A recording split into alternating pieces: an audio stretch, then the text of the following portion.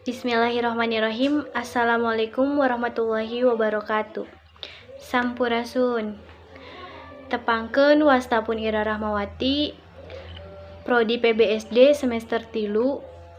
Di dieu abdi bade medarkeun definisi sareng fungsi komputer sareng hardware. Jadi secara harfiah komputer teh asalna tina basa Latin komputer anu hartina ngitung. Komputer mangrupakeun alat anu dianggo pikeun ngalaksanakeun itungan data dina bentuk inputting data atawa input, ngolah data atau proses, sareng ngahasilkeun informasi atau output ngagunakeun perangkat keras sareng software anu tangtu. Komputer mangrupakeun alat anu dianggo pikeun ngolah data numutkeun parentah anu parantos diprogram. Kecap komputer asalna dipake pikeun ngajelaskeun jalma anu padamelana pikeun ngalakukeun itungan aritmatika. Nganggo tanapi henteu nganggo alat, tapi harti tina kecap ieu teras dipindahkeun ka mesin eta sorangan.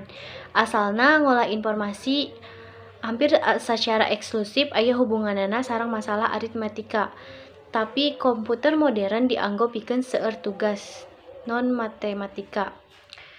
Secara umum, komputer tiasa dihartikeun salaku alat elektronik anu diwangun ku sababaraha komponen, anu tiasa damel bebarengan antar komponen pikeun ngahasilkeun informasi dumasarkeun kana program sareng data nu aya.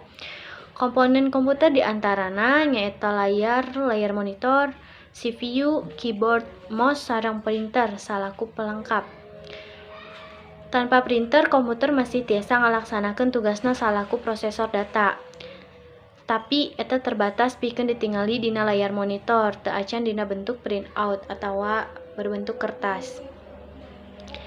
Nah, dina watosan sapertos kitu, aya alat sapertos aturan slide, jinis kalkulator, mekanis ti mimiti abacus, dugi ka sadaya komputer elektronik kontemporer. Istilah anu langkung cocok sareng hartos anu lega sapertos komputer nyaeta ngolah informasi atanapi sistem ngolah informasi. Teras aya fungsi komputer. Di dieu anu kahiji fungsi komputer teh input data. Fungsi komputer anu mimiti nyaeta input. Fungsi ieu pikeun nampi data atanapi informasi ti sumber luar, data anu ditampi ngalangkungan aktif dina keyboard, mouse tina komputer sanes atanapi peralatan anu sanes. Anu kadua nyaeta ngolah data. Fungsi utama komputer teh nyaeta ngalaksanakeun pemrosesan rupa-rupa data sareng informasi mangrupakeun data anu diolah ku komputer. Data anu diolah bakal ngahasilkeun kaluaran dina bentuk informasi, contona kaasup teks, gambar, audio, video, grafik, jeung sajabana. Ngolah data sareng informasi mangrupakeun fungsi langsung tina komputer. Otak komputer tempat data diolah disebut unit pemrosesan pusat atawa CPU. Mangrupakeun chip anu biasana ukuran 1/2 inci sareng dilebetkeun kana stop kontak motherboard komputer. Anu katilu aya penyimpenan data. Fungsi nyimpen data teh mangrupakeun tempat pikeun nyimpen informasi. Panyimpenan anu dilakukeun beda-beda gumantung kana kumaha informasina bakal digunakeun. Fungsi komputer ieu matak ngamudahkeun pikeun pangguna pikeun mendarkeun data sareng nganggo deui data ieu tiasa disimpen dina memori internal komputer atanapi memori eksternal.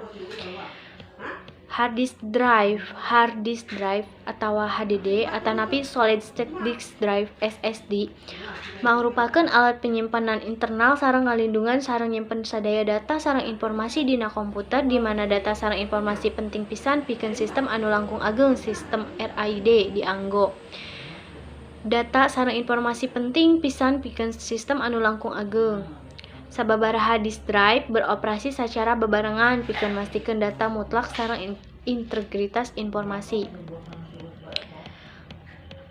Anu kaopat aya kaluaran data. Data anu parantos diolah dina komputer hasilna bakal sayugi pikeun dianggo ku pangguna atanapi alat sanes pikeun sababaraha kaperluan. Contona data kaluar nyaeta salaku file audio, hard copy kertas, dicetak salaku model 3D sareng anu sanesna. Nah, teras definisi hardware. Definisi hardware nyaeta alat non wae atanapi komponen komputer anu tiasa ditingali ku mata sareng tiasa karaos sacara langsung. Kalayan kecap sejen, hardware mangrupakeun komponen anu ngagaduhan bentuk anu nyata.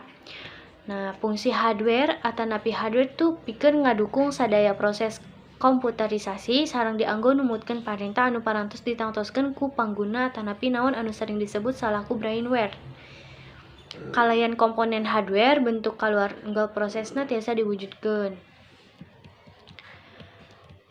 Teras aya sababaraha contoh hardware sareng fungsina. Anu kahiji aya casing. Casing teh pikeun ngalindungkeun bagian dalam komputer atawa motherboard. Nah, terus nu kadua aya motherboard salaku papan sirkuit utama anu salaku panghubung komponen hardware lainna. Terus aya power supply salaku panyedia daya pikeun digunakeun motherboard.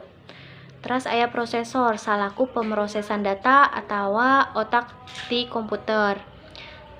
Terus aya RAM pikeun nyimpen data anu dibutuhkeun CPU secara acak jeung samentawis data akan hilang jika komputer itu dimatikan. Terus aya ROM, memori pada komputer pikeun nyimpen data leuwih lila dibandingkeun jeung RAM. ROM ieu berhubungan dengan BIOS komputer. Terus aya keyboard salaku papan ketik komputer atawa laptop. Terus aya mouse. Mouse ieu salaku petunjuk atau kursor arah. Terus aya monitor. Monitor itu pikeun nampilkeun visual dari komputer ke layar monitor.